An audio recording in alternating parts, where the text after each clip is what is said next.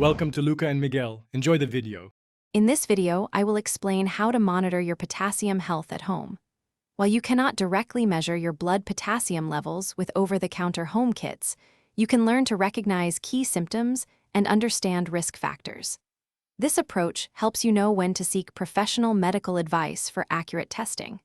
We'll cover what to look for and how to stay informed about your body's needs.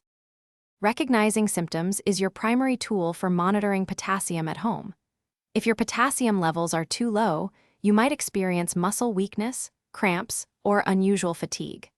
Conversely, high potassium can manifest as heart palpitations, numbness, or tingling sensations.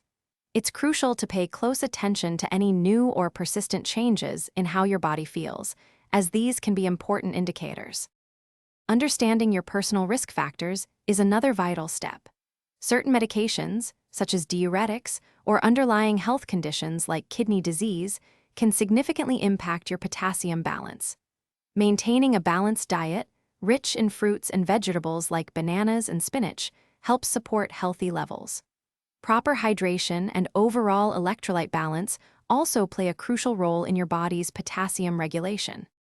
If you experience persistent or severe symptoms, or if you have known risk factors, it is essential to consult a healthcare professional.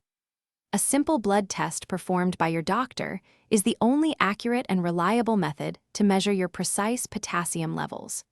Regular medical checkups are important for monitoring your overall health and ensuring your electrolyte balance remains within a healthy range.